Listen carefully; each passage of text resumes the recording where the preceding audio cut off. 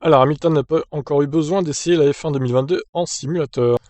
En même temps, vaut mieux peut-être pas qu'il essaye, il va se déshabituer à la F1 de 2021, donc vaut mieux peut-être qu'il se concentre sur vraiment 2021 et puis il verra plus tard pour 2022 quoi. Je n'ai pas piloté la voiture dans le simulateur parce que je me suis... voilà, c'est exactement ça. La charge de travail était assez difficile comme ça, mais je suis en contact permanent avec l'équipe.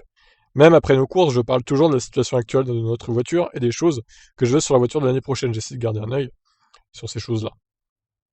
Je leur parle des problèmes que j'ai avec le moteur, du fait que je ne veux pas voir ça l'année prochaine. Je leur demande de les réparer, je suis constamment en train d'avoir ces conversations avec les dirigeants. Hamilton explique qu'en plus de ses débriefings avec l'ingénieur en piste en chef Andrew Shovlin et son propre ingénieur Peter Bonington, il rencontre l'équipe en charge du développement de la F1 2022 après chaque course. Après une course, j'ai de longues discussions avec Andrew Shovlin, généralement à la fin de la semaine, une fois qu'ils ont rassemblé toutes les données. Ensuite, j'ai ma réunion avec Bono, le fameux, puis une autre avec l'équipe qui travaille sur la voiture de l'année prochaine. Ça me permet d'avoir une mise à jour sur leur situation.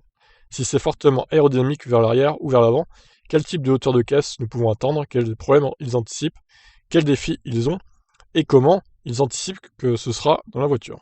Et de confirmer que la voiture est toujours en phase de développement, sans test dans le simulateur. Mais pour l'instant, avec les progrès qu'elle fait dans la soufflerie, il n'y a aucun intérêt à piloter la voiture car elle progresse de manière rapide. Bon, eh bien écoutez, voilà, hein, petite anecdote toujours bonne à savoir d'Hamilton. Donc en gros, pour l'instant, il se concentre sur la voiture 2021. Il a raison, parce que chaque chose en son temps, j'ai envie de dire. Ne pas mettre la charrue avant les bœufs. Expression là. Allez, je vous laisse réagir, ciao.